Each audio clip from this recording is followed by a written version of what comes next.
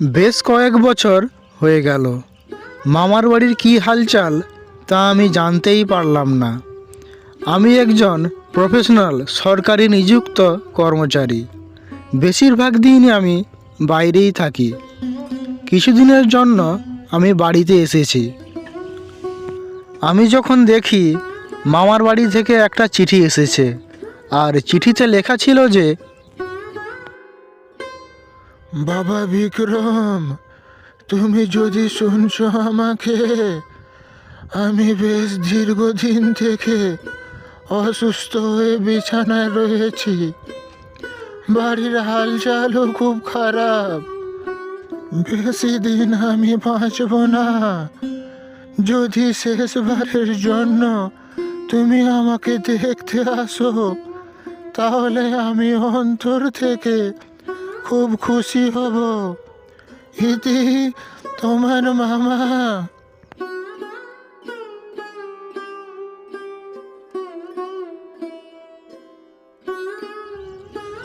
মামার শরীর অসুস্থতার কথা শুনে আমি আমার মনটাকে ধরে রাখতে পারলাম না। তাড়াতাড়ি রেডি হয়ে আমি রওনা দিলাম মামার বাড়ির উদ্দেশ্যে। মামার বাড়িতে যেতে ম্যাক্সিমাম একদিন সময় লেগে যায়। রাস্তায় যেতে যেতে একটা অটোওয়ালাকে আমি দেখতে পেলাম। ও অটোওয়ালা দাদা, তুমি কি যাবে ভানগড়ের দিকে? হ্যাঁ, যাব, কিন্তু আমি মেন রোড পর্যন্ত যাব ভাই। তাহলে চলো দাদা। আমি অটোওয়ালার সাথে কথা না বাড়িয়ে তাড়াতাড়ি অটোতে উঠে পড়লাম।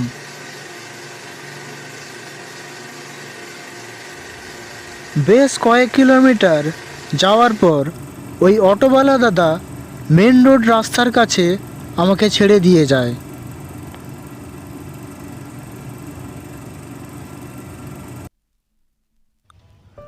আমি মেন রোডের পাশে অপেক্ষা করতে থাকি একটা গাড়ির জন্য, কিন্তু কোনো গাড়িরই যাতায়াত দেখতে পেলাম না আমি। তখন আমি রাস্তা ধরে এগোতে শুরু করলাম।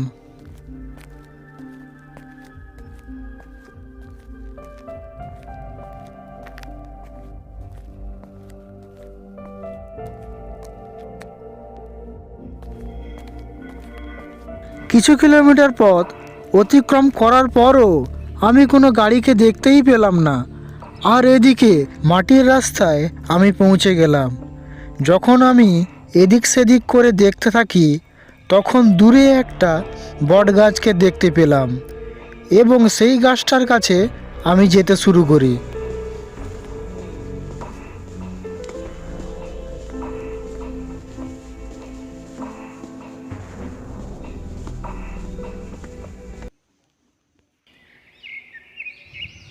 সেই সময় সূর্য অস্ত যেতেও শুরু করে।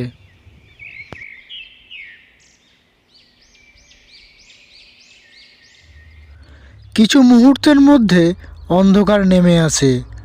পুরনো বটগাছের নিচে আসতেই আমি ভাবতে শুরু করলাম যে যেন আমার গায়ে লোম দাঁড়িয়ে গেল।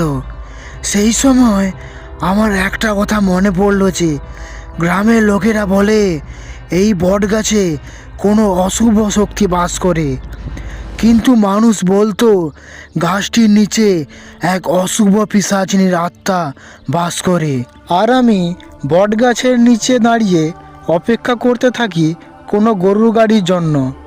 যদি কোনো গরুর গাড়ি না পাই, তাহলে এখানটায় রাতটা কাটিয়ে দেবো ভাবছি। হঠাৎ ঠান্ডা হাওয়া গাছের পাতাকে ছুঁয়ে আমাকে ছুঁয়ে গেল এবং তার সঙ্গে একটা অদ্ভুত আওয়াজ আমি শুনতে পেলাম, যেন কেউ আমার নাম ধরে ডাকছে, বিক্রম, বিক্রম। আমি ভয় পেয়ে একটু পিছিয়ে গেলাম।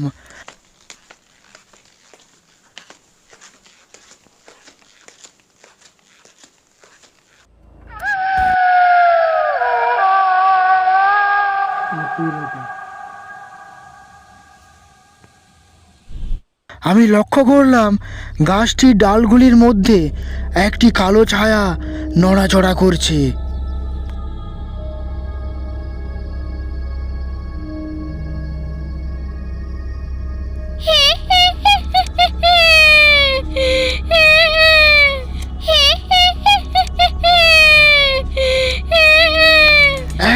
বীভৎস হাসির আওয়াজ ভেসে এলো বাতাসের মধ্যে দিয়ে। তৎক্ষণাৎ গাছটির ডালের উপর চার পায়ে কেউ যেন হাঁটতে শুরু করলো।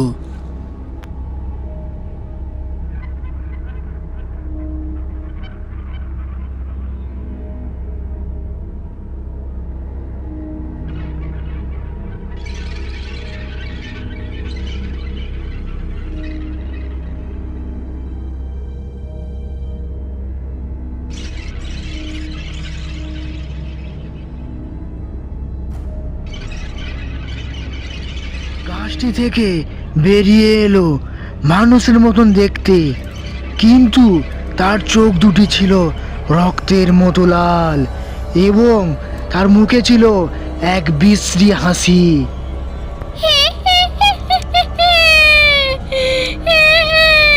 আমার মনে হলো ওই নারীটা আমার দিকে এগিয়ে আসছে, কিন্তু না, সেইখানটায় সে দাঁড়িয়ে আছে। তুই এই বট গাছের নিচে কি করছিস? আমি কাঁপা কাঁপা কণ্ঠে বলে উঠলাম,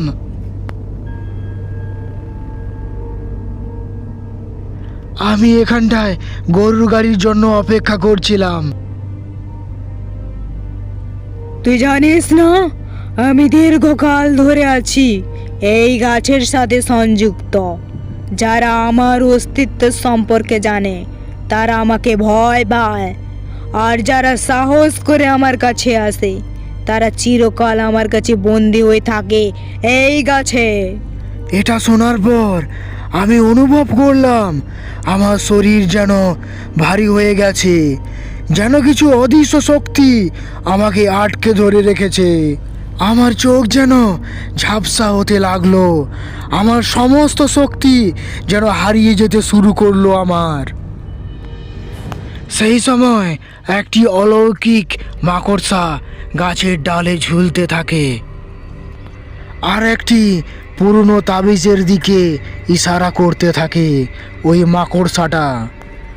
মাকড়সাটি বোঝাতে চাইলো আমাকে ওই তাবিজটি পিশাচিনীর হাত থেকে মুক্তির একমাত্র উপায়।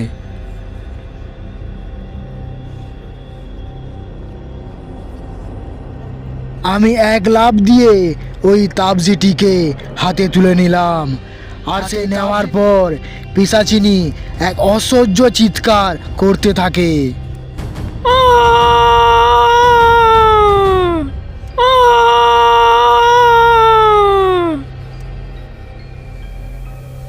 অসহ্যহীন চিৎকার করার পর সেই পিশাচিনীটা ওইখান থেকে অদৃশ্য হয়ে যায়।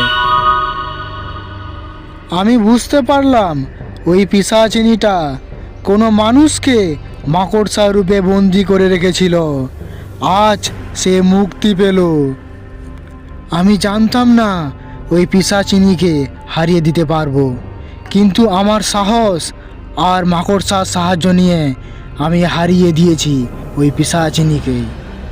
বন্ধুরা, তুমি যদি কোনো কাজে সাহস করে এক পা এগাও, তাহলে ঈশ্বর তোমাকে 100 পা এগিয়ে নিয়ে যাবে।